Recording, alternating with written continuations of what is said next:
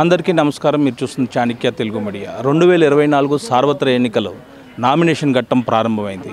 ఈ రోజున 22వ తారీఖు పెడన్ నియోజకవర్గం పెడన్ మండలం నుంచి కాంగ్రెస్ పార్టీ అభ్యర్థిగా సొంటి నాగరాజు ఈరోజు నామినేషన్ అయితే జరిగింది.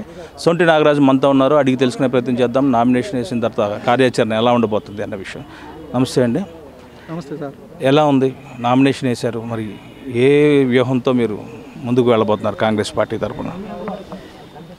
ముందు పెడన్ నియోజకవర్గ ప్రజలందరికీ నమస్కారాలు తెలియజేస్తూ, మరి మేము కాంగ్రెస్ పార్టీ నుంచి నామినేషన్ వేయడం జరిగింది. నా పేరు సొంటి నాగరాజు.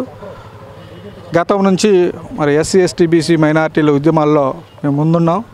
20 ఏళ్ల పోరాటంలో మరి మా అధ్యక్షురాలు షర్మిలారెడ్డి గారు ఈ రోజున బీఫామ్ ఇచ్చి నన్ను ఎంకరేజ్ చేయడం జరిగింది. ఇప్పుడున్న నాయకులంతా కూడా మా పార్టీ నుంచి వచ్చిన నాయకులే. ఇప్పుడున్నటువంటి ఎవరైతే ఉన్నారో అందరూ కూడా మా పార్టీ నుంచి వచ్చిన నాయకులే. మరి పెడన్ నియోజకవర్గ అభివృద్ధి చూసుకుంటే గతంలో రాజశేఖర రెడ్డి గారు చేసిన అభివృద్ధి తప్ప తర్వాత ఎటువంటి అభివృద్ధి జరగలేదని నేను ఘంటాపదంగా చెప్పగలను. అది మొత్తానికి ఏదైతే సొంటి నాగరాజు మా పార్టీ నుండే ఏ పార్టీలోకి వెళ్ళిన నాయకులైనా వచ్చారు, ఖచ్చితంగా మా పార్టీ మళ్ళీ తిరిగి పూర్వ వైభవం సంతరించుకుంటుంది, పెడన్ నియోజకవర్గంలో ఖచ్చితంగా మంచి మెజార్టీతో గెలుపు సాధిస్తానని బలంగా చెప్తున్నారు. అది జరగాలని మనం ఆశిస్తాం. కెమెరామెన్ కిరీటితో Chiranjeevi, Chanakya Telugu media. Please subscribe to Chanakya channel.